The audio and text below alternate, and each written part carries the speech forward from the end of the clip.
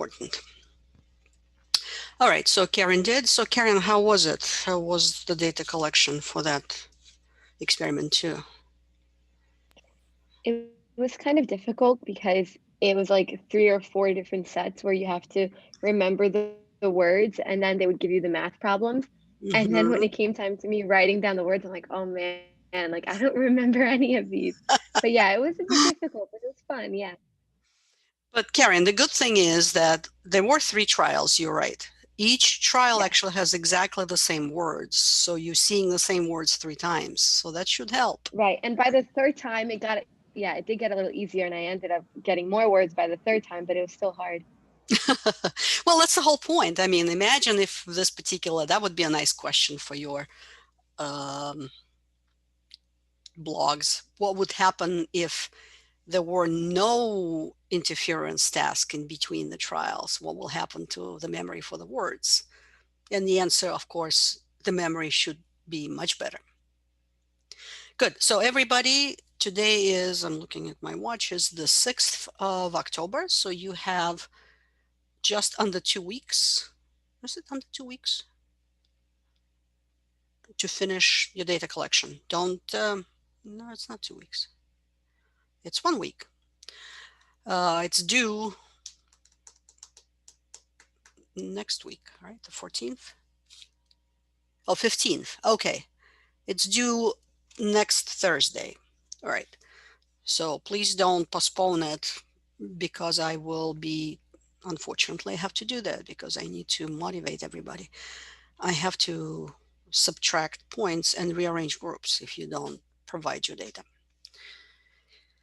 Okay, any other questions that I might need to answer? Okay, so let's move on to chapter 5, what we haven't finished. Right.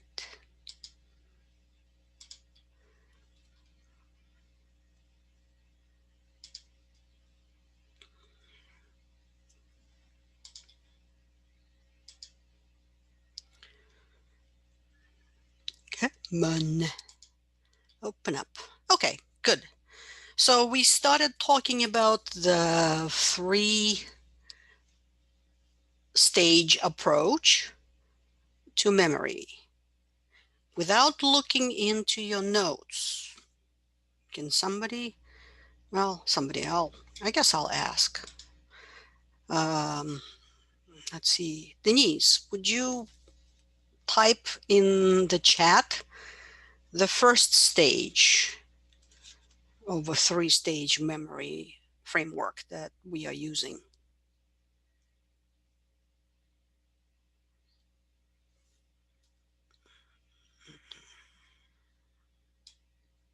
Okay, don't see anything from Denise. Justin, how about you? What was the first stage in the 3-stage memory approach that we discussed last time?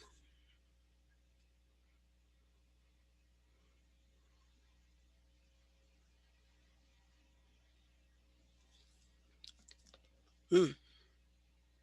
Now, is that a difficult question? Does anybody remember?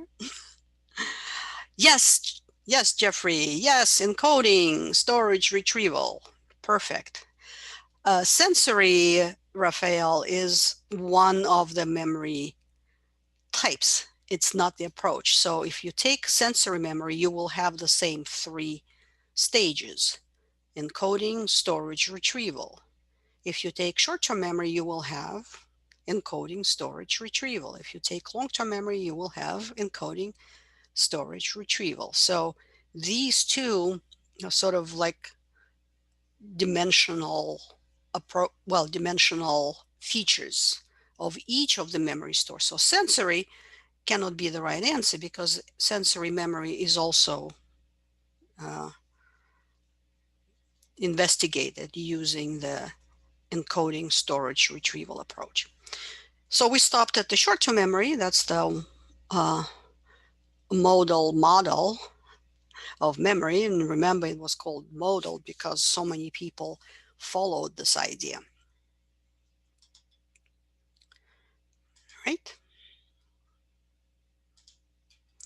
Our favorite, my favorite American psychologist, William James, more than 130 years ago, came up with this idea that memory is not uniform.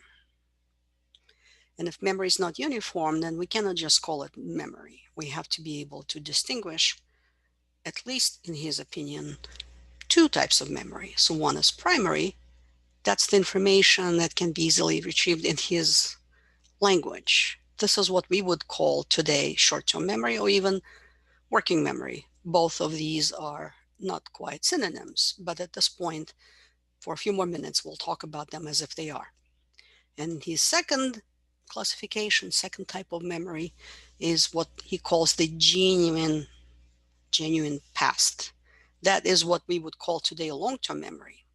Okay, so this original idea that memory is not uniform dates back to 130 years ago. Now, like I said, we don't really, well, you'll see some people, some memory researchers still use this distinction. But as long as you understand that primary memory is more like STM and secondary memory is more like LTM, you will understand the current terminology as well. So just to remind you, that's how the model looks like. We have done, well, we did some work on the sensory register, talked about Sperling and his whole and partial report from this particular article, which is very long. Um, and now we are moving to the short-term memory. So here we agreed that attention is the filter that filters the information coming from the sensory memory into the short-term memory. So encoding will be regulated by attentional filter. Once the memory is in short-term store, really not much that you can do to move it further into long-term memory unless you do some rehearsal of the information in the memory. And that's was what I refer to as a zero law of memory that was discovered by uh, Hermann Ebbinghaus, the German psychologist that, again, I talked about a lot. So next week, when we move to long-term memory, we'll talk about encoding and retrieval from the long-term memory, which is kind of the most fun. But today we will talk about STM and its continuation, so to speak, extension, working memory model by Alan Baddeley. Again, we have to think of each of the three memory types from the point of view of these characteristics, its capacity, its duration, and its function. Now, its capacity, we already discussed that when we talked about George Miller's work, especially his famous research paper from 1956 called The Magical Number 7 plus minus 2, where Miller suggested that the capacity of the short-term memory is about 7 items. Now, what is an item? That's a very interesting question, and a big chunk of his paper is dedicated to the notion of chunking or chunks. So when he says 7, he means chunks, and these chunks could be very different depending on what the materials we use in our study. We'll come back to chunking in a second. The duration. Well, here the duration is really, really short. We talk about short-term memory's duration being about 30 seconds. So really, technically, everything that we mean when we talk about memory is actually long-term memory because, well, how many events can we think about or talk about under 30 seconds? And the function, of course, is very obvious from this schematic information processing representation. You have to be able to maintain some information in the short-term memory before it gets encoded in the long-term memory. Because if you try to do it from directly from the sensory input, and remember there are many sensory stores or registers, could be as many as 9 if we take Sharrington's view. But even if we take Aristotelian, we still have 5. Now, all this information has to be held somewhere because the duration of a sensory memory, as we know, is about 300 milliseconds for visual information, icon, and about 2 seconds for auditory information, echoes. So you need something in between, otherwise nothing will ever get to long-term memory. All right? So these are the 3 questions that we have to ask ourselves whenever we look at any type of memory store. So when we move on to a long-term memory next week, we will ask ourselves the same questions. What is the capacity? What is the duration? And why do we need it? What's its function? The easy question for the long-term memory, of course, is the last one. Okay, so here I'm just showing you that what we call STM now was what James called primary memory, and it's basically to be a buffer on the way to long-term memory. So the implication is if you don't get anything to STM, then you won't be able to get anything in LTM. And that's an interesting point when we look at neuropsychological evidence from patients. Let me see. Question. 2 seconds to memorize all information or some. Well, when we talk about sensory memory, Nora, we're not talking about real memorization. We're talking about passing the information from the sensory store into the short-term memory. And the reason why our auditory sensory memory is longer in terms of duration than our visual sensory memory, it's because of language. I mean, if you could only pay attention to about a third of a second, then the language would not be possible because you won't be able to, we don't get the message across in 300 milliseconds. We need more stuff than that.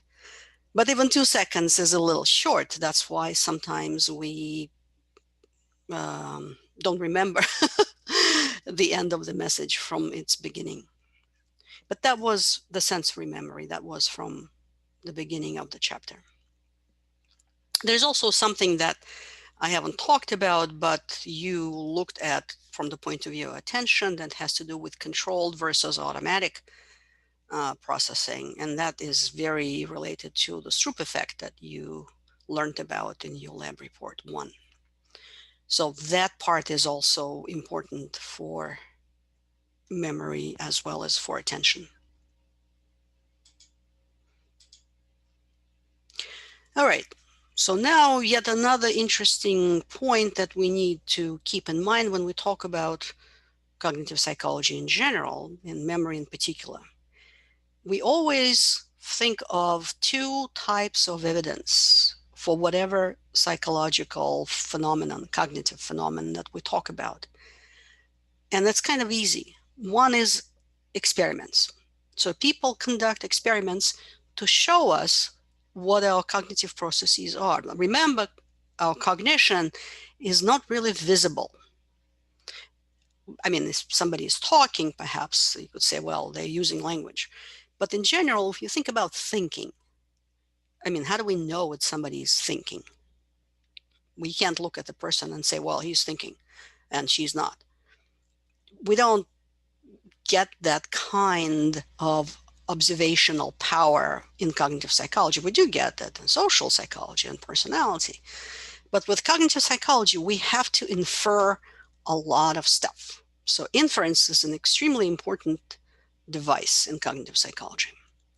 So when we get experiments are being used to test the models. All right, so here is a hypothesis. So here's an idea, right? That there are 2 types of memory. That's a simple one, right? So we have short-term memory and long-term memory. So what we need is experimental evidence to show us that it's indeed the case.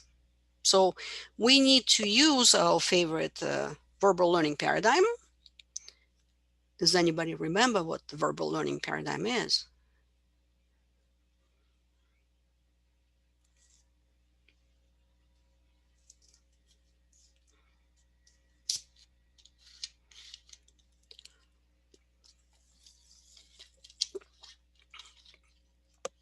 Well, what are the materials that we use when we create an experiment with the verbal learning paradigm?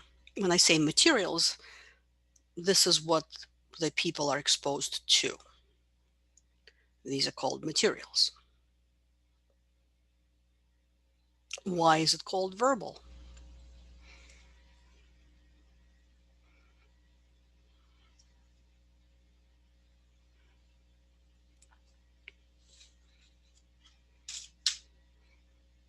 Raphael, do you remember what the verbal learning paradigm is?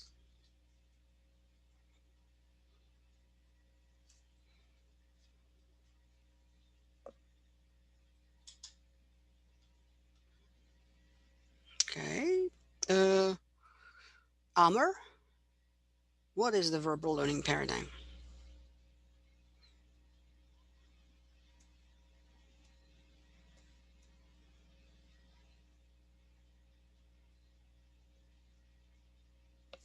Anybody? I feel like there are just the names and no people behind the names on my screen. So is anybody out there except for Leroy and Noor? And okay, Raphael, good. Is it that when you are given a set of words? Exactly. That's why it's called verbal learning paradigm. So if it's not verbal, what else could it be if it's not words? Can we study some other types of materials?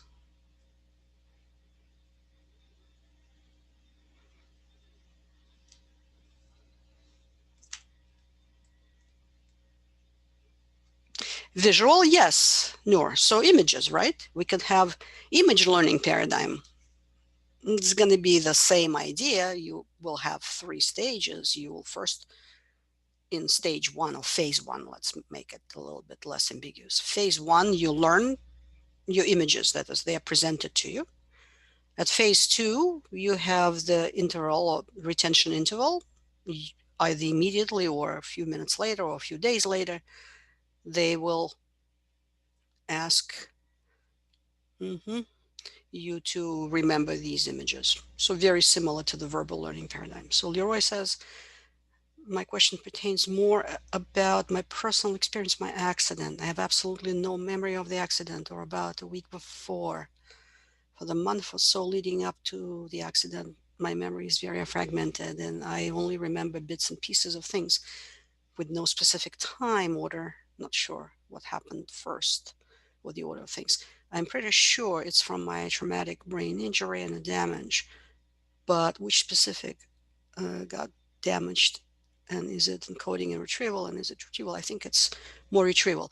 That's an interesting point, Leroy, and you could be uh, tested by a neuropsychologist to identify precisely the type of memory impairment that you think you may have.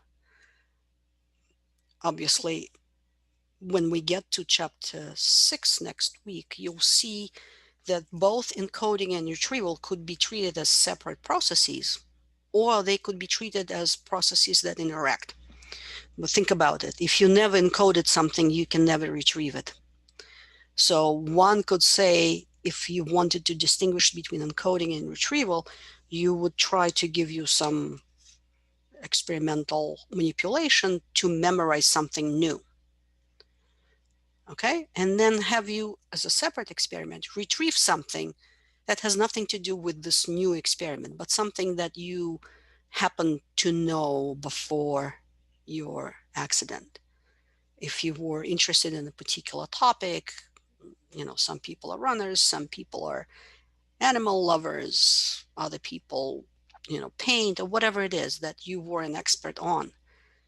So If you are impaired in your retrieval of the information that you were very familiar with before your accident, then you know you have issues with retrieval. The encoding would be that new experiment. Would it be words, images, even skills, and then see if you can perform whatever that you were trying to encode sometime later. So there are ways, but like I said, encoding and retrieval are tightly interconnected. So it's not always possible, especially because, thank God, you're not an amnesic patient. My memory outside the accident, either before or after, is fine, just surrounding the accident. Okay, so we do have one potential explanation, which is called consolidation theory of memory. And we might get to that on October 22nd.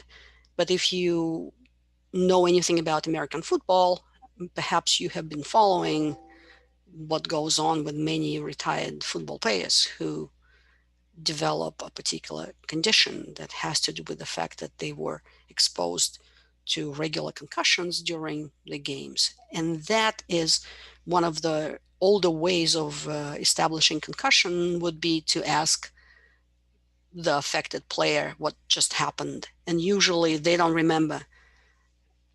That period could be very short, just a few minutes, or could be much longer, just the whole previous time in the game. It depends. All right. So let's get back to the idea that we have experimental evidence, and that's what we will do next. And we also have what Leroy and I have been discussing now, which means we have neuropsychological evidence that comes from patients. Well, in this case, because we are studying memory, we're talking about amnesia patients. We're talking about what's known as a retrograde amnesia and anterograde amnesia. But I won't probably get to that today. Like I said, it's our next installment, probably even week 8, I think, when we will talk about amnesia as a fascinating phenomenon that allows us to have a glimpse into memory processes. For now, we all are functioning fine. Leroy, despite the ordeal, is actually an excellent student, so I don't think that Leroy will give us any neuropsychological evidence. But let's do some experimental work to see if we can test the hypothesis that short-term memory and long-term memory are two different stores. So they have to behave differently in our experiment. When I say let's repeat our list from last week, we talked about a list that has 18 items. Now, when I asked you guys to then retype the words in the chat, on average, you got 6 to 7 out of these 18 items. So it's going to be the same words as from last week. You're not supposed to write anything right now. You're just supposed to memorize the words. In this case, instead of giving them to you auditorily, I will present them to you in the visual format, and it's going to be fast. It's going to be 1 second per word. So the entire presentation of the list will take 18 seconds. All right, so I need you to be prepared. And before I start that, I want to see who is with me. So type in the chat, I'm here. Here, Karen, Raphael, Jeffrey, Ariel, Noor, Melissa, Justin, Amr. Okay, perfect. So, are you ready, guys? Denise? Okay, good. Let's start. It's going to be, remember, automatic 1 second per word. You're not writing anything down. You're just trying to use whatever tools you usually use when you try to memorize something. Okay? We ready?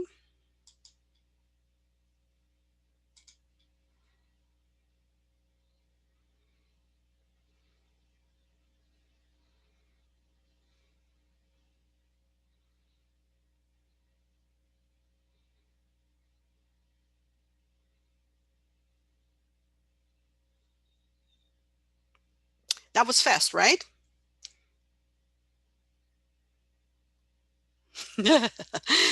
Okay, so let's now go to our participant menu. And at the bottom, as you remember, you have the two buttons. Well, there's a bunch of them on the toolbar. There's the green yes button and the red no button.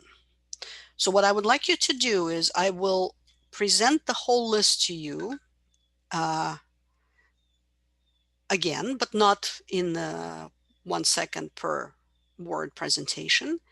And you now, as I'm talking, start writing down what you remember of these words. So I'm going to give you a few minutes, let's say 3 minutes, and then we will try to see what you recalled, and we will use these buttons. Yes, it was very fast. Yes, that's the whole idea. So go on in your notebook, write down the words you remember.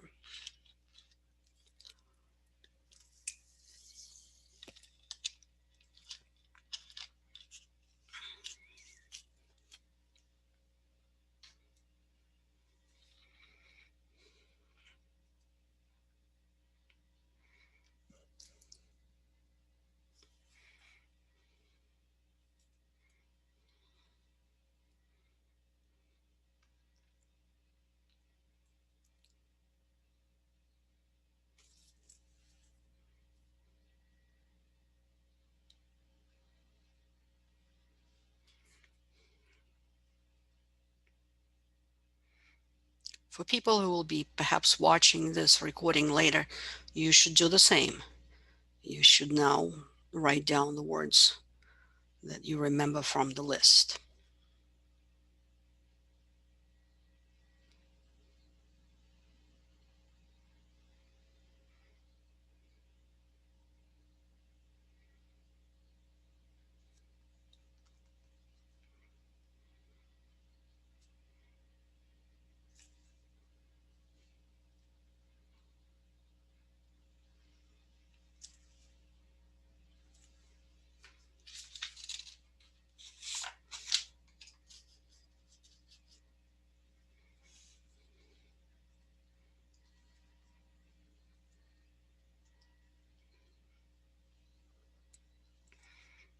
Okay, 1 more minute. Don't give up. Try to close your eyes. Think back to the list.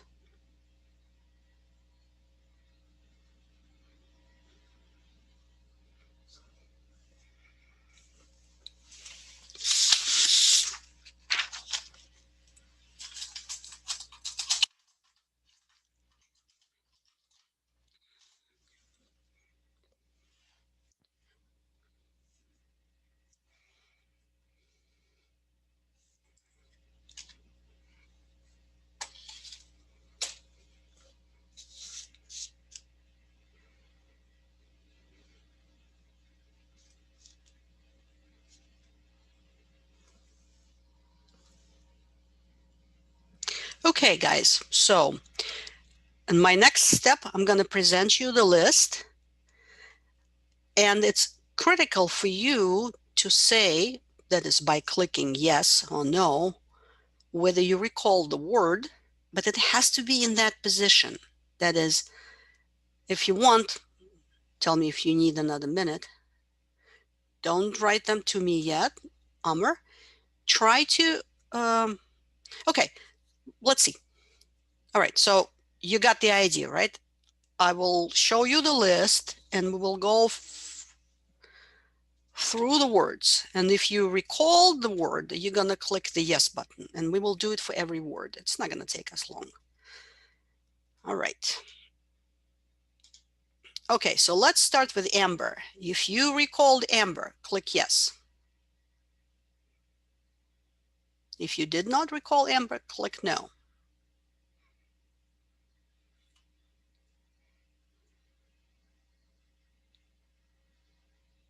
Okay, so we have 9 people who recalled and 1 who didn't. I'm going to clear that. And I will ask you the same question about the word red. Click yes or no.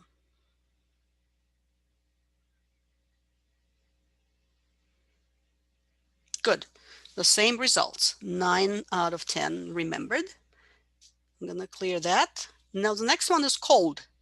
Click yes or no.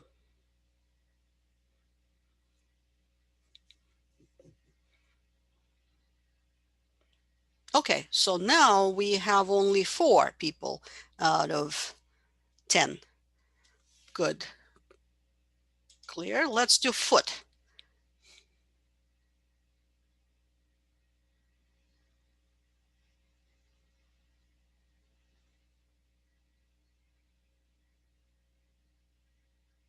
Okay, so now we have 11 people. Okay, good.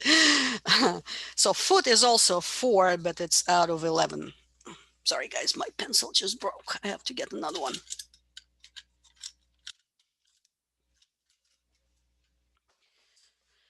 So good. Clear that. Next one is girl.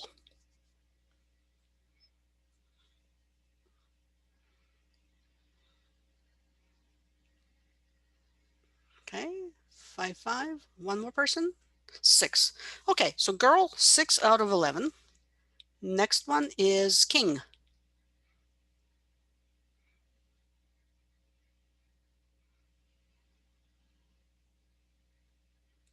Good. 3 people out of 11. Next, mountain.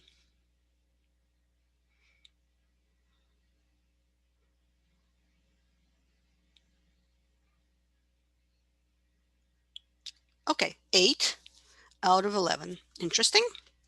Next one is needle.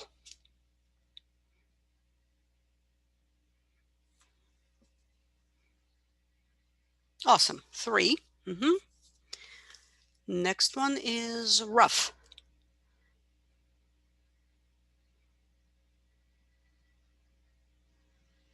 Okay, 2. It's getting down.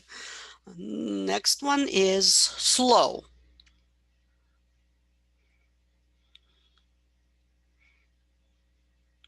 All right, 3 again. Next one is spider.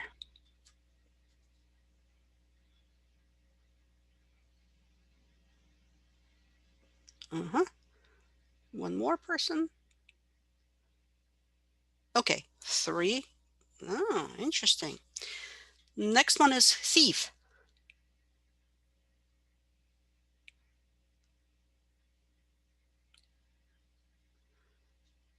4. Good job, guys. Next one is potato.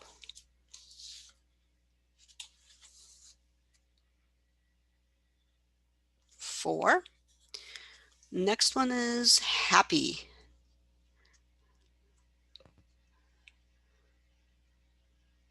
Good. 2.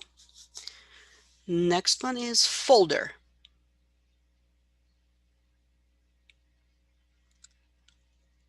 4. Excellent. Next one is narrow.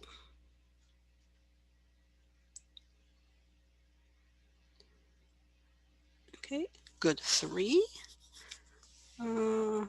Next one is boring.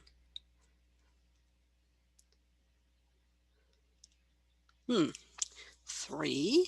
And the last one is bulb. Goody. Okay, 7. Perfect. Okay, so if we were to create a figure, I'm just gonna do it quickly by hand. Let's see, 1, 2, 3, 4, 5, 6, 7, 8, 9, 10, 11, 12, 13. Bear with me, give me a second. I don't want to go to Excel, it will be longer. 18. And just for the purposes of this, although we have 11 people, I'll think as if we have 10, just to give me a quick way of doing that. So amber is 9. Red is also 9. cold is 4.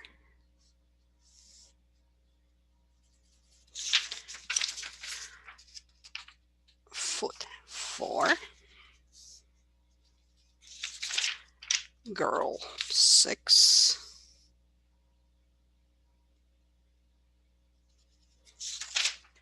And king, 3. Mountain is 8. So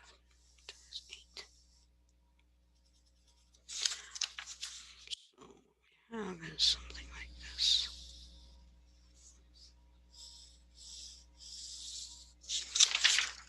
Needle is 3.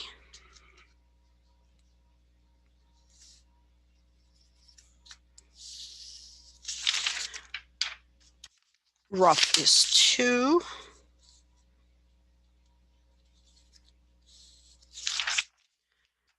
Slow spider, 3.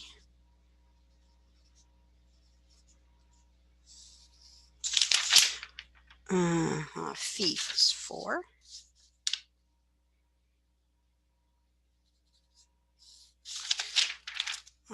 Potato, 4. Happy 2. Potato is 4.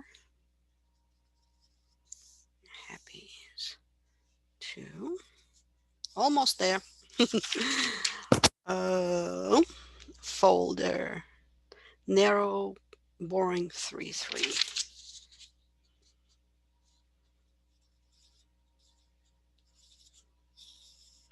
And bulb is 7.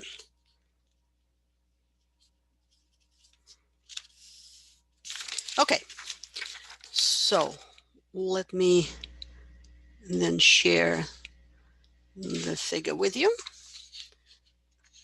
Can you guys see it? I know it's a little, what do you see on this figure? Ignore, so there is one particular point that is word number 7. Ignore that as if it were not there. What do you see on this figure?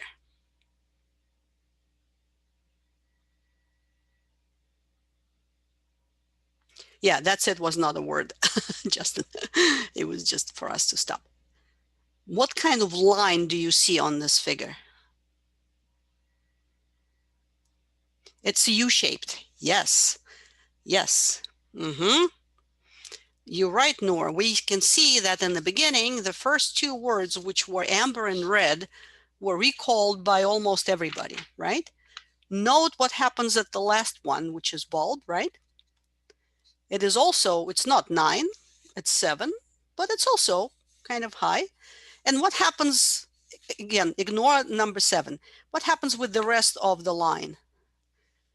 Yes, Parker says it's a dip after the second position. So now I want you to think for a second. If we were decreased correctly, Justin, if we were to use this as evidence for the 2 types of memory stores, STM and LTM, which of these positions, these are called serial positions because they are serial from 1 to 18, which of these 2 positions is evidence for short-term memory? Which of these 2 positions is evidence for long-term memory? Leroy says correctly. 1 item at the end is short-term memory, right? Remember, because the short-term memory is about 30 seconds. So I asked you to recall the words almost immediately. Good. And the first items, yes, the items that are here are in long-term memory. You had time to rehearse them, remember, while you were still processing other words. So this is called serial position effect. And the word effect, and I want you to either take a picture, memorize it, or write it in big letters in your notebook. This is something that you should carry with you for the rest of your psychological career. The word effect in psychology, and especially in cognitive psychology, means a difference. Right. A difference. In this case, there is a difference, right, between our memory in the beginning of the list, in the middle of the list, and at the end of the list. That's right, Justin. So we remember the words in the beginning because we already pushed them in long-term memory. And we remember the words at the end because we just finished memorizing them. And we have names for these. And the effect is because of the difference. So this is 9 and this is 7. And this is on average probably around 3. So what's the difference? 9 minus 3 is 6. 7 minus 3 is 4. So we have two differences. So we have a primacy effect in the beginning, and we have a recency effect in the end. Now, my question is, what if we don't ignore number 8, which was the word mountain? How come that everybody remembered mountain?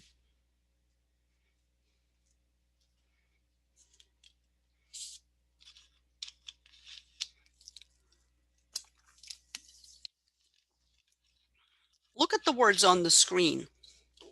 What strikes you about mountain? It's the longest word. That's right, Karen. Yes.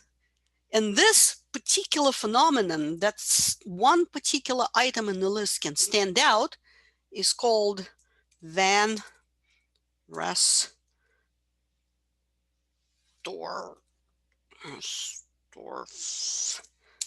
effect. So, and it's interesting that the serial position effect is not just for the learning, verbal learning paradigm. We can actually see it in many other circumstances. So we're not going to do that because we don't really have time, but think about for a second. How many presidents have we had so far in the United States, from the first one until the current one? 45. Okay, 45. Good. Can you guys name the first president?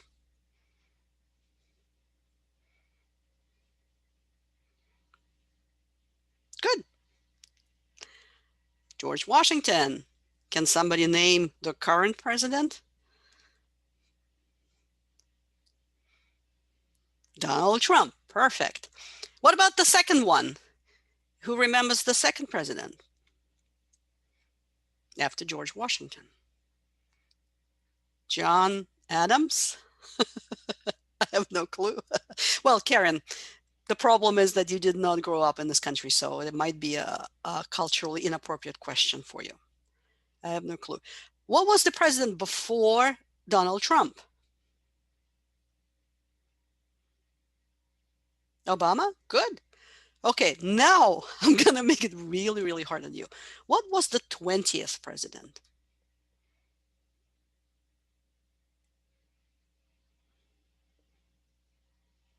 Uh-huh. How about, I don't know, 25th?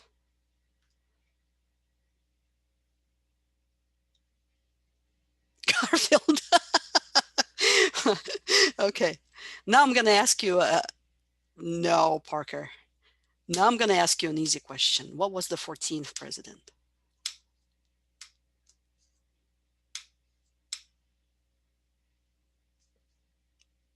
Well, Parker has the idea. He was right. It was Abe Lincoln.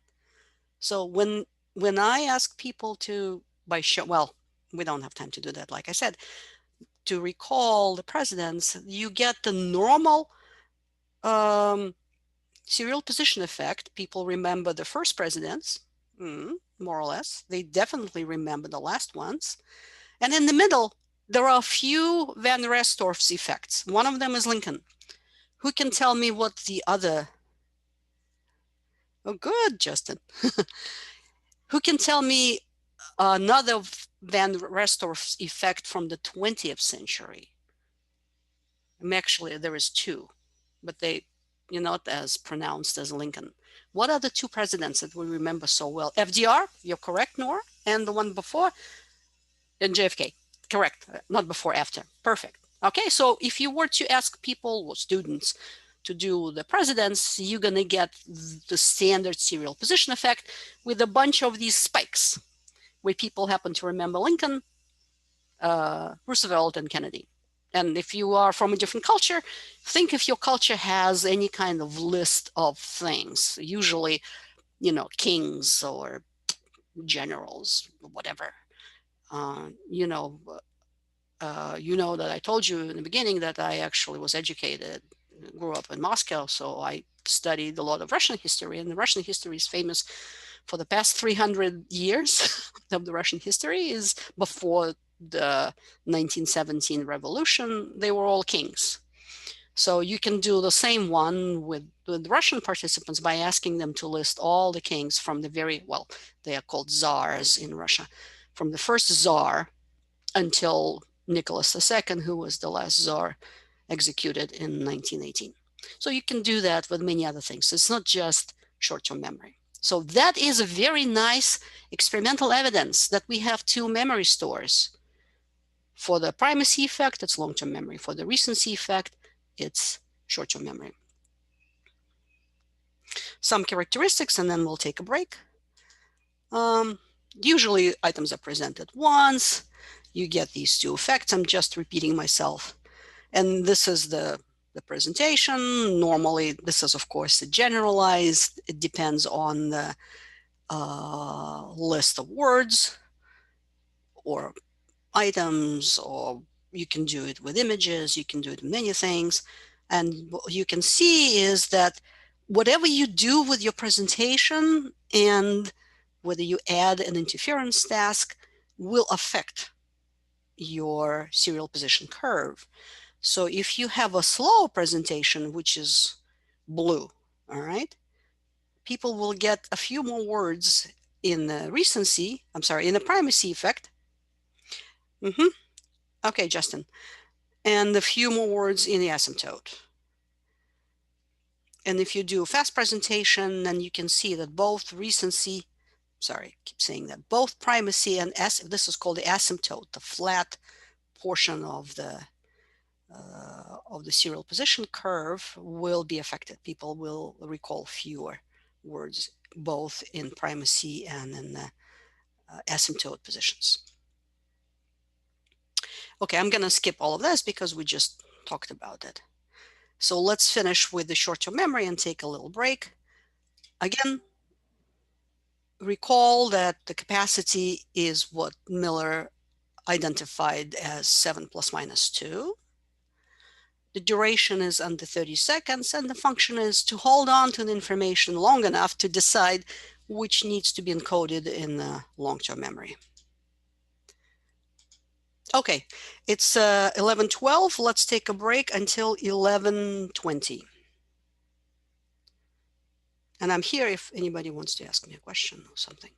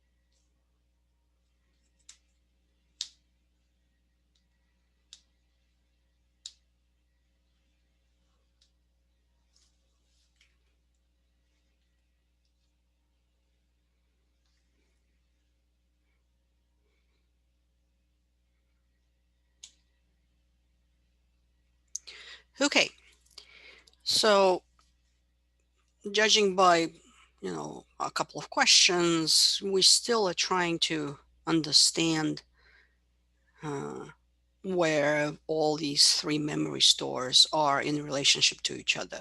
So now we're going to move on to a version of short-term memory called working memory. And then we will spend a few minutes to see why the long-term memory, the short-term memory as it stands, was not sufficient enough to account for all the experimental evidence that was accumulating in those days in 1970s. So that's because there were problems with the modal model. Okay. So here is an interesting point. If you have problems with your short-term memory, let's say it's poor, maybe it's not 7, maybe it's 3 or even 2. Of course, we don't see that in neurotypical participants, but we see a lot of that in people with amnesia, for example. I mean, if you think about the way these memory stores are lined up, right? Sensory, short-term memory, long-term memory, what you can't get directly from sensory memory into the long-term memory. You have to go through STM. But if your STM is not functioning or it's somehow poor, I mean, how do you get information to long-term memory? And we will see evidence for that from the neuropsychological work with patients again a little bit later in October. So by definition, we should not even have people have any memories at all if they have problems with short-term memory. Now, what we know about patients with amnesia, that this pattern when STM is poor but LTM is intact, is kind of rare. It's usually the other way around, that the STM is okay. It's never good if you're an amnesic, but LTM is severely damaged. So that's problem number one. The modal model doesn't give us a way to go around STM. It's in the middle. You have to use it. And if you don't have it, then nothing should be, well, if it's not functioning properly, nothing should be encoded in the long-term memory. There's another problem, which is what prompted the new direction in changing short-term memory into working memory. And that has to do with the way we encode information, because, well, we certainly have at least two ways of doing that. We can either encode our information visually, so we think about images, we think about directions, or verbally. It's when we talk about the distinction between implicit and explicit memory, or procedural and declarative, next week, you'll see that if you imagine that you have an alien who dropped on you from the sky, and this alien knows nothing about human habits, and you don't want this poor alien to damage his feet, so you want to give him shoes or her shoes, and the alien needs to learn how to tie the shoes. Now, try to explain that in words. And anybody who has a little child in your immediate family and who observed that child learn to tie the shoes knows that you have to show it. You can't explain it in words. So we have different encodings, visual and verbal. And if that is the case, then the STM cannot be one unified buffer. It has to have at least two components, one that is visual and one that's verbal. And there is evidence for that. And then we'll also talk more about what happens at the second stage, whether it's STM or LTM, during the retention interval. But the person who is famous for proposing this extension of STM to working memory is Alan Baddeley. And this picture at the bottom is when he was really, really young. He's now 86 years old and he's still active, but he even doesn't have to because he's so famous.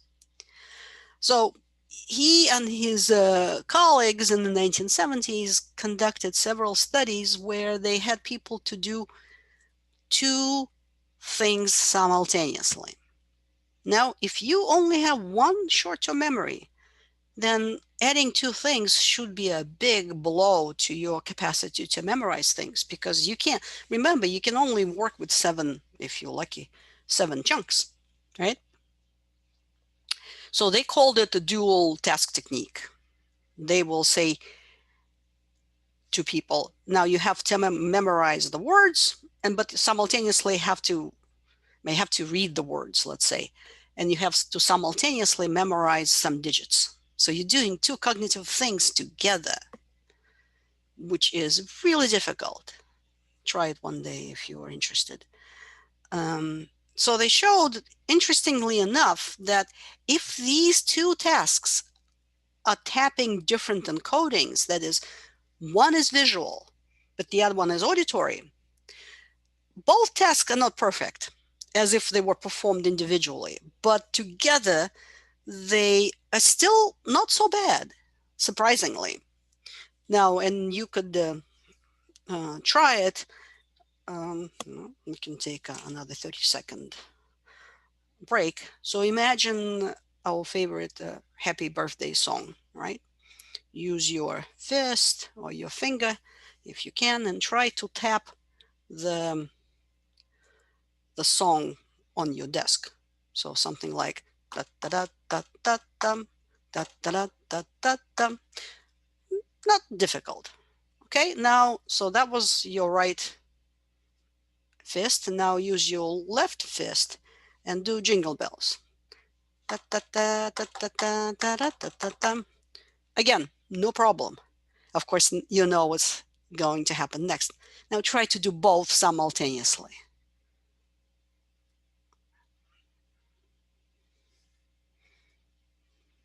So your right fist is tapping happy birthday, your left fist is tapping jingle bells.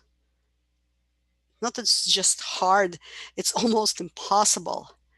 Some people who are musicians, especially pianists who play obviously with both hands, can do better than others, but it's such a difficult task because it uses the same resources, right? The same encoding. So now if you change the encoding and make one of them visual and the other one auditory, it's not too bad. Again, it's not perfect, but it's not too bad. And that's what prompted Baddeley and his colleagues to uh, say that STM cannot be just one unified kind of buffer. It has to have different natures depending on the information that's coming in, either visual or auditory. Now, if you're interested, I suggest you check out Alan Baddeley's website. It's amazing what he has achieved in his long and very distinguished career.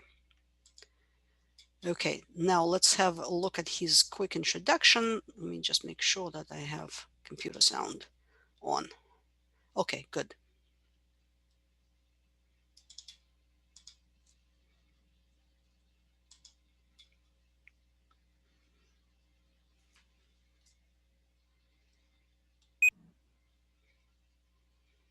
After a few years at the Applied Psychology Unit, I moved to a teaching post at the University of Sussex. And my then boss said, you ought to apply for a grant. Why don't you apply for a grant? So I applied for a grant to look at the relationship between long-term and short-term memory. And I asked for a postdoc and a research assistant, and they cut the research assistant but allowed me a postdoc. And the person I appointed was Graham Hitch. Now, at that time, short-term memory research had become rather unpopular. It had become very messy. There were many, many similar models and not much ability to separate them. And there was also some rather, well, there were two problems with the models. They all more or less approximated to the most influential of these, which was a model by Atkinson and Schifrin, which became known as a modal model because it was kind of in the middle and like all the others approximated to. And this assumed that information fed through a series of sensory buffers, visual iconic memory, auditory echoic memory, into a unitary store that acted as a working memory. Now, the term working memory had been invented in 1960, but not really used. I think it was first used by Atkinson and Schifrin, who used it as a label, but didn't actually expand. The idea of a working memory is that it's a temporary memory system that you use in order to help you do other complicated cognitive tasks. So like reasoning, like learning, like comprehending. And the Atkinson and Schifrin model assumed that it acted as a working memory. There were two problems with it. One was its assumption about learning. It assumed that the more time you held something in this temporary memory, the better you learned it. And it didn't matter what you do, just hold it. In fact, it turns out that simply holding it by saying it to yourself, for example, is a very inefficient way of learning.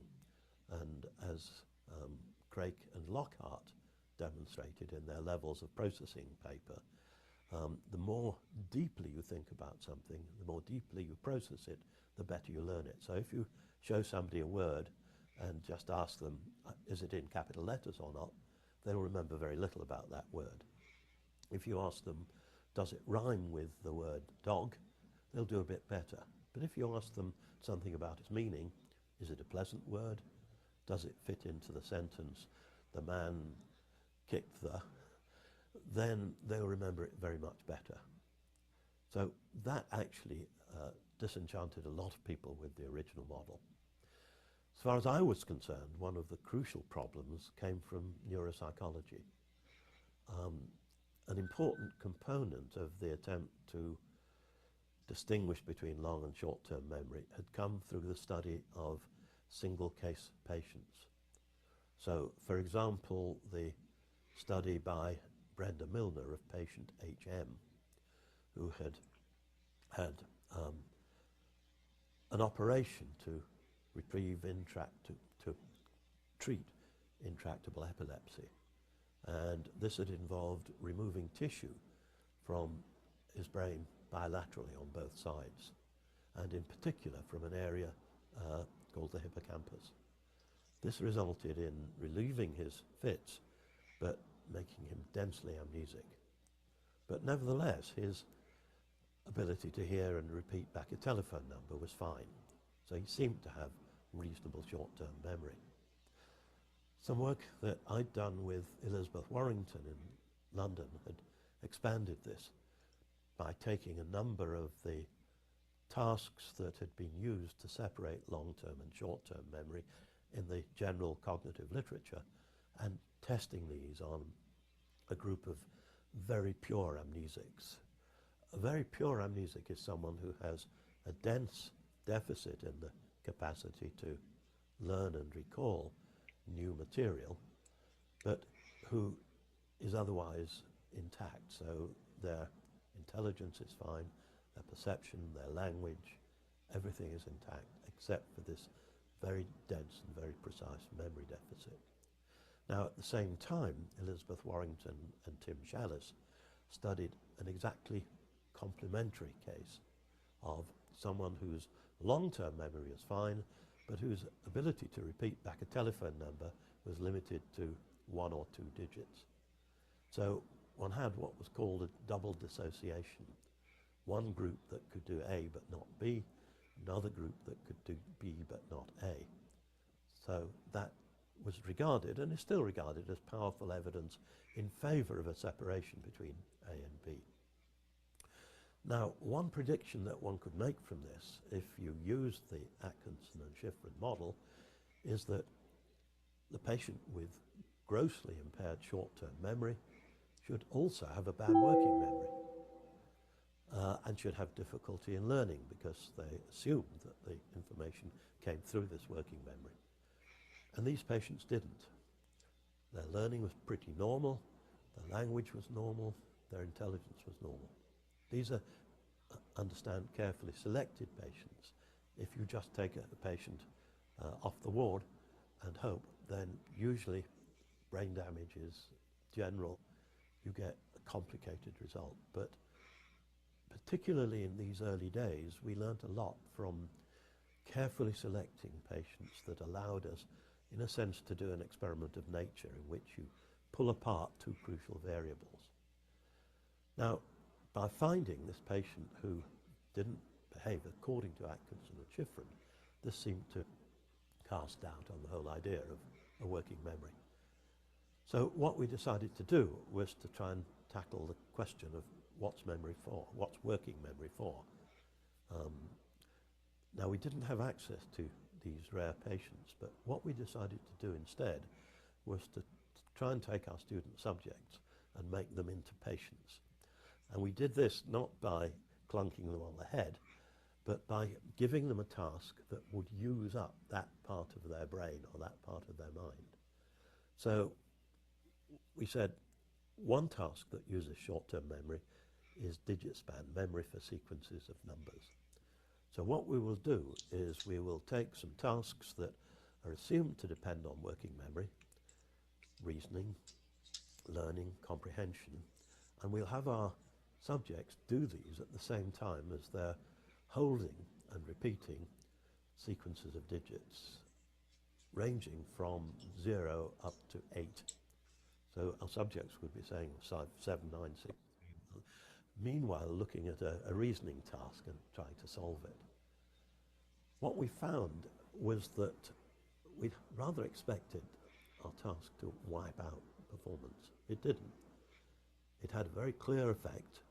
The effect was greater, the greater the number of digits held, but errors were the same. People were just slower. And this held across all of our 3 tasks we looked at. So we reckoned that we had to complicate the picture. So we decided we'd guess on what it needed to do this. And we proposed 3 components. One was an attentional component, the central executive, and we thought that this would run the show. This was supplemented by a verbal component that we thought was what was defective in the short-term memory patients. And we argued that we probably need a visual equivalent. So we invented one called the visuospatial sketchpad. And then we set out trying to explore these. We were very lucky at the time that I was invited to contribute to a rather influential annual series called Recent Advances in Learning and Memory, or Motivation and Memory. Anyway, Recent Advances. We were rather hesitant because we felt we don't really understand this yet, but it seemed too good an opportunity to miss. And so we wrote a paper, which came out in 1974, called Working Memory. And it's a damn good thing we did, because we still don't understand it, but it's been very influential over the years. Okay, great. So you can see that Alan Baddeley has given us a very good sort of explanation.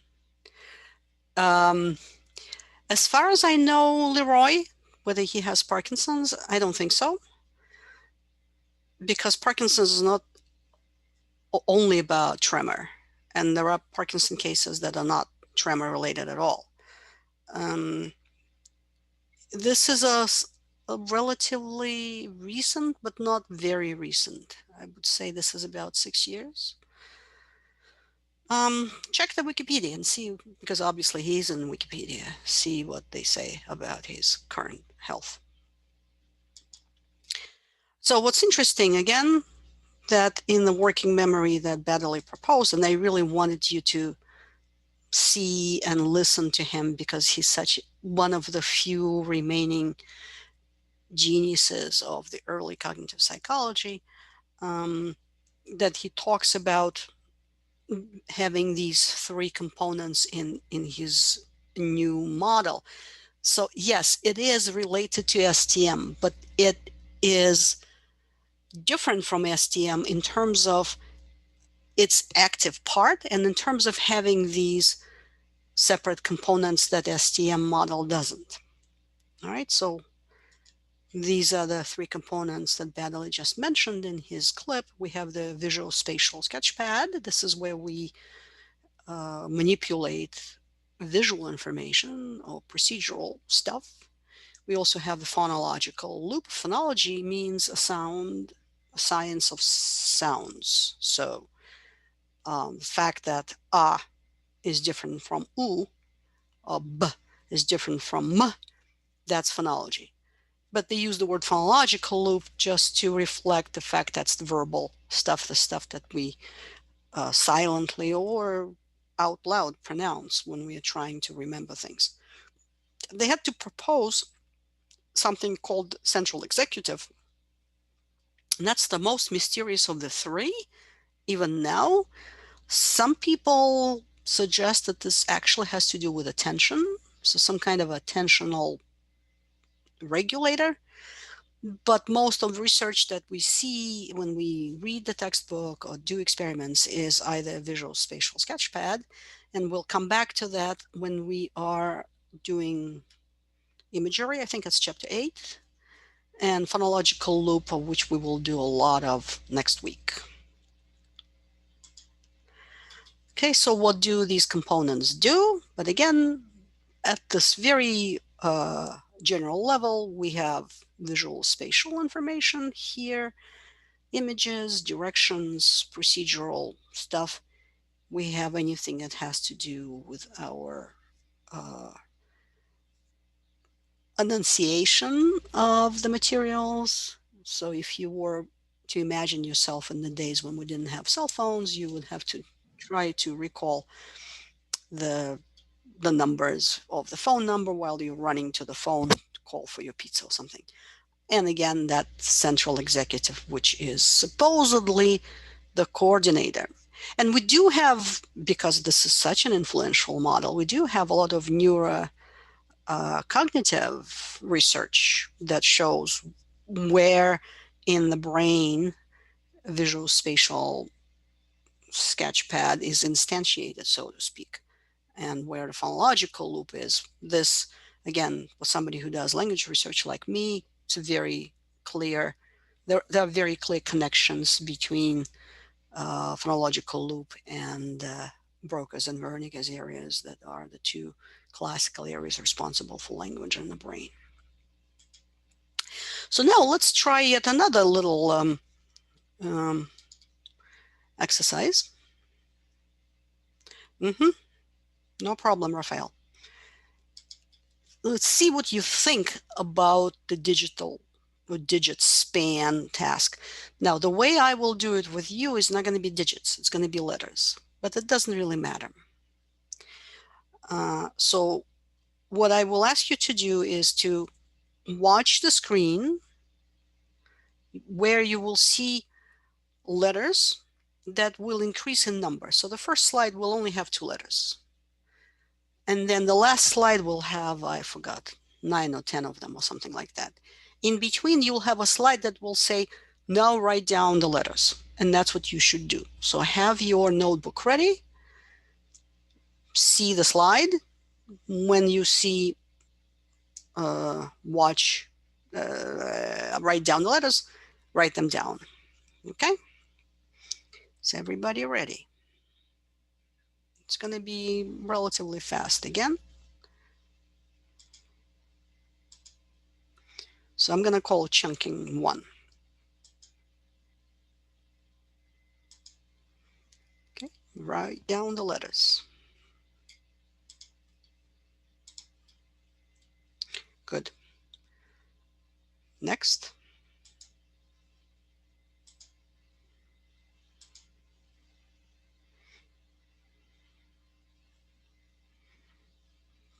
Okay, next.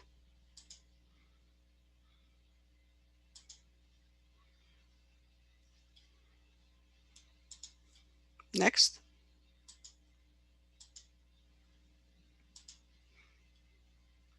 Write down the letters. Next. Write down the letters.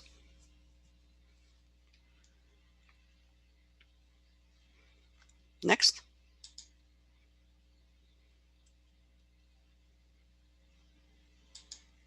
Write down the letters.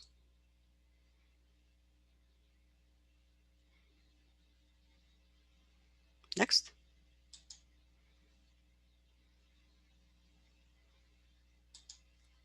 Write down the letters.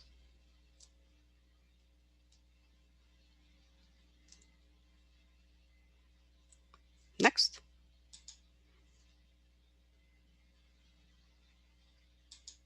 Write down the letters.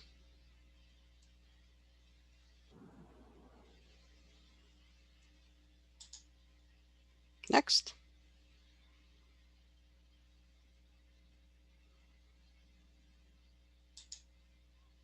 Okay. So now what we will do, we're going to go back to the beginning of, so there were 9 slides. And what you need to do is you need to see whether you recall the letters correctly. And what's more important, they have to be recalled in the correct order. All right. So if it is RBOS but you recalled ROBS, that's an error. So you need to go through each line and identify the line in which you have an error. Okay, so it's clear what you need to do. And then you will count the number of letters in that line. So in my example was 4. So if that's where you made an error, your digit span is 4. Okay? So let's go back.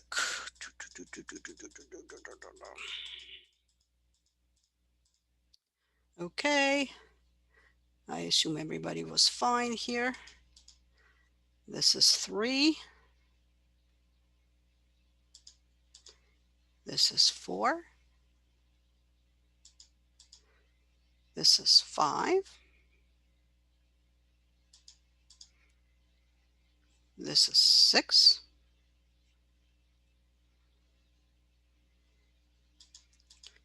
7.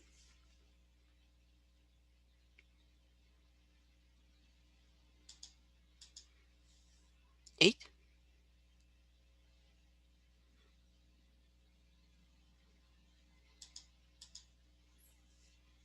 9.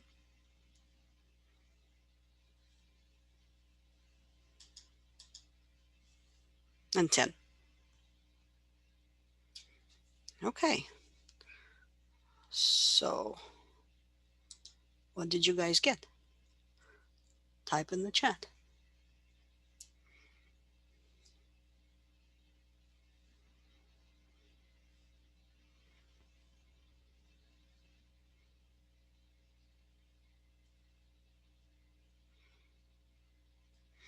Okay, 8. That's good.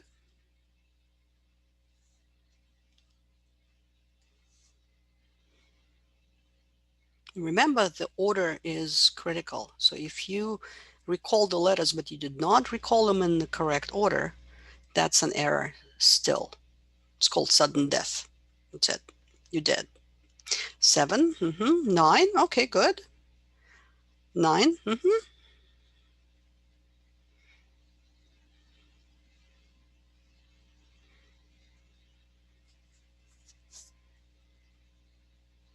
7.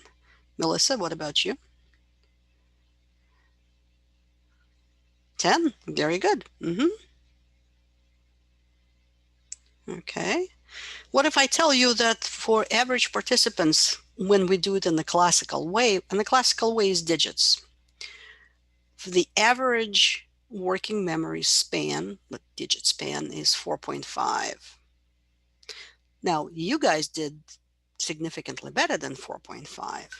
Can somebody guess why you did better?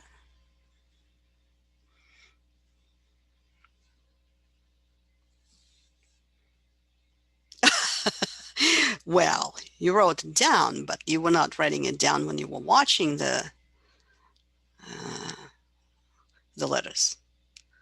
So why is it when people are exposed to numbers, they do worse than when they are exposed to letters?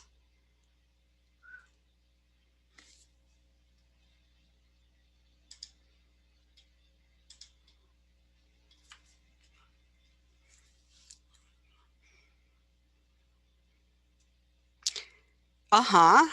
Grouping, right? Seemed like words. Good, right? So if you are trying to pronounce it, vowels intermixed with consonants make it a little easier, giving you a chance to chunk, right? Meaning that your memory improves. Okay, great. Let's do the continuation, which is the chunking 2. Chunking 2 is a little different, but similar as well. So in chunking 2, instead of seeing single letters, you'll be seeing pairs of letters. So you'll see 2 pairs and you'll see 3 pairs and so on. Again, look at the screen, memorize the pairs, and then write them down on the next slide. Okay? Again, I think it's also only 9.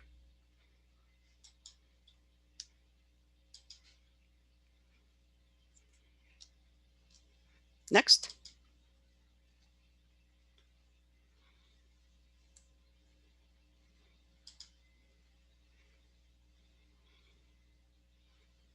Next.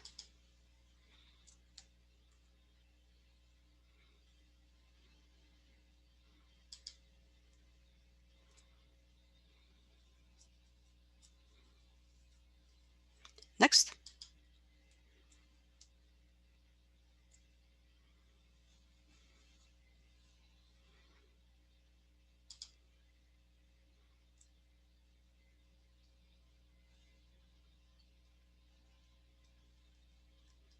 Next.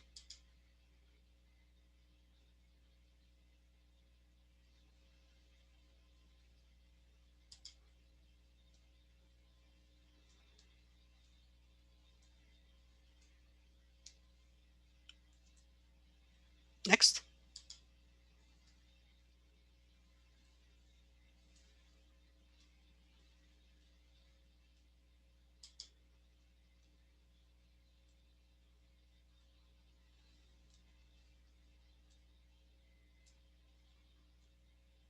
Next.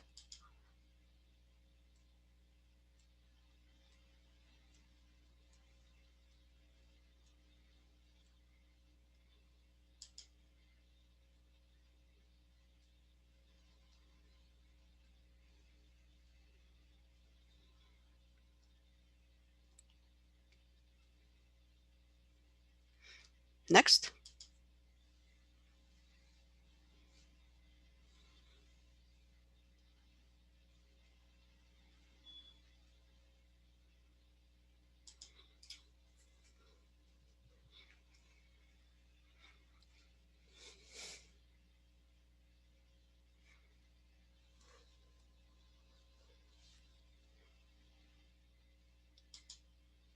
The last one.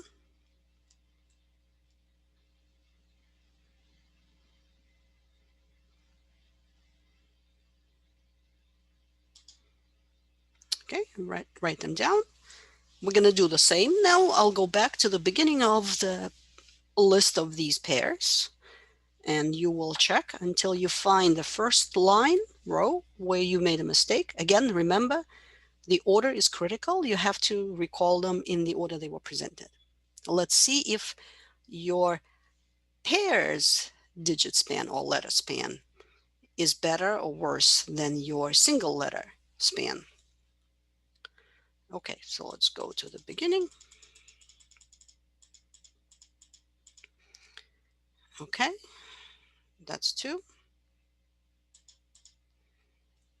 That's 3, 4,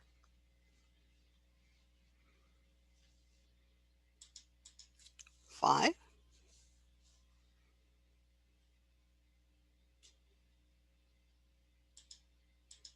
6,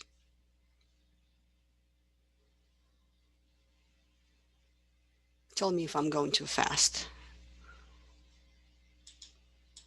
7,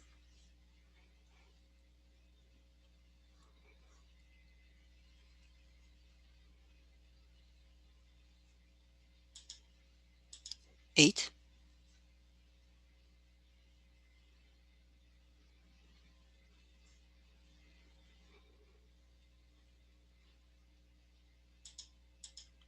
9.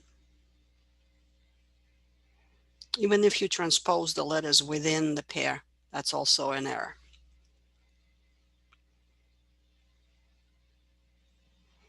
And 10.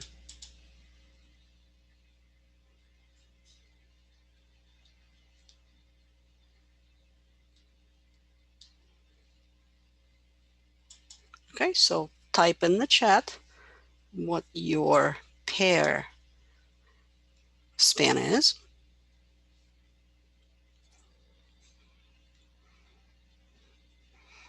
7.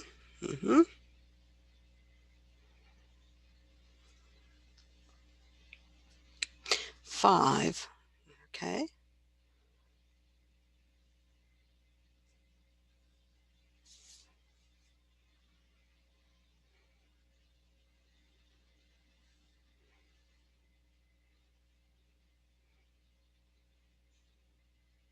Amr,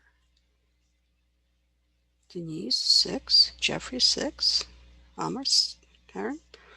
Okay, good. So now think about the last question. Was your pair span different from your letter span? Was it large or was it small? And why would that be the case? If it is the same, then you don't have a question. But if it's different, then you have to think for a second.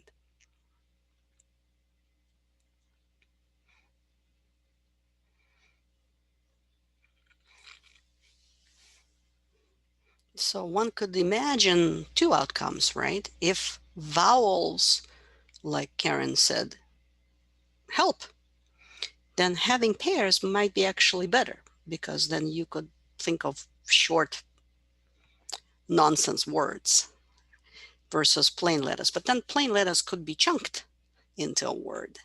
So it can go either way. But now imagine that you are doing this simultaneously with, let's say, reading a text for comprehension. And that's going to be, and you will be tested on what you remember from the text.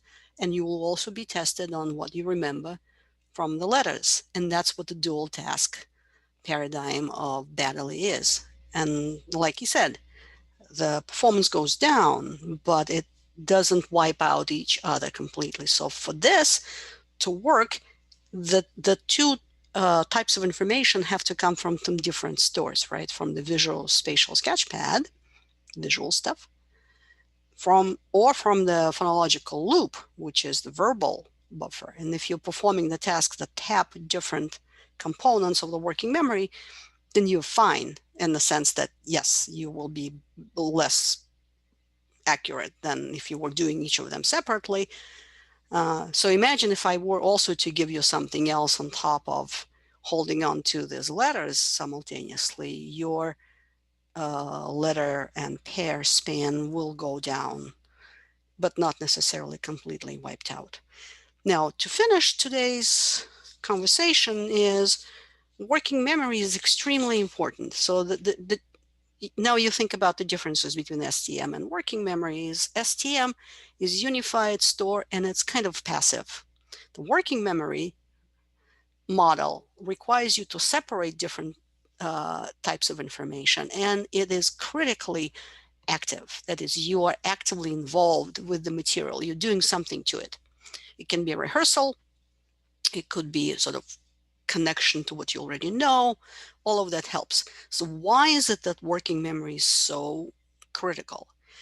Because all of our academic performance, our intellectual performance, lots of tests that we have to do in life, they all critically depend on our working memory. So the stronger your working memory is, the better you will perform. Your IQ is extremely sensitive to your working memory. So normal people whose working memory is around 4 won't be able to perform so well on the IQ test, because IQ tests, they're not that difficult. They are just timed, which means whatever you're doing, and there is a bunch of subtests in the IQ Wechsler test, everything is, you have to do it within a certain amount of time. So if you can chunk things better, you can move through the tests quickly. You can make, you can do more of them. If somebody whose working memory is not so great. I often get a question from students. I'm surprised that I haven't heard from you guys yet. Is there anything that we can do about improving our working memory? And that's an interesting question, especially if you are thinking about your schoolwork, and maybe if you're going to go to grad school later, and if you have young nieces, nephews in your household, can you help them try memory exercises? Like what, Karen? What would be a memory exercise?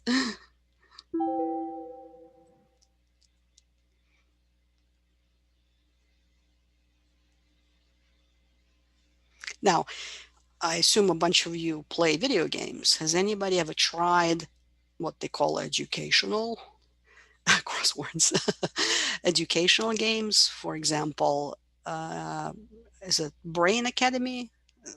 One of the older versions that I can think of, where they kind of claim, the people who created the app, they kind of claim that they can boost your working memory by getting you to go through, like Karen says, memory exercises. Imagine that we were to do this kind of stuff every class that we get together, and I will train you, and hopefully your digit span.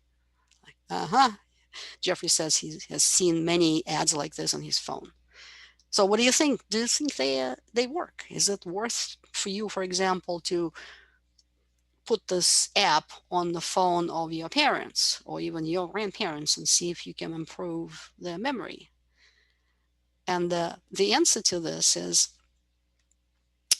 I'm not sure. The answer to this is unfortunately no. The biggest problem with all these apps and all these memory trainings is that they are very specific to the material that you are studying. So if somebody creates an app where they train you on digit span, that is, you can increase your digit span like we are doing now. You guys got, let's say, 7 on average for the pairs. If you are engaged in this training program, you may get it up to 14 or 15. Yay, you'll think great. The problem is it doesn't transfer to anything. It does not transfer to perspective memory, for example. If your grandfather does not remember to take his pills, getting to remember more digits is not going to help him to remember to take his pills. So there is what is known as a no transfer effect. So yes, working memory is extremely important. Getting it to be shaped in a way that it will come across all the facets of our life is extremely difficult. And on this sad note, um, the class is over. I'll see you guys on Thursday, which is a required class.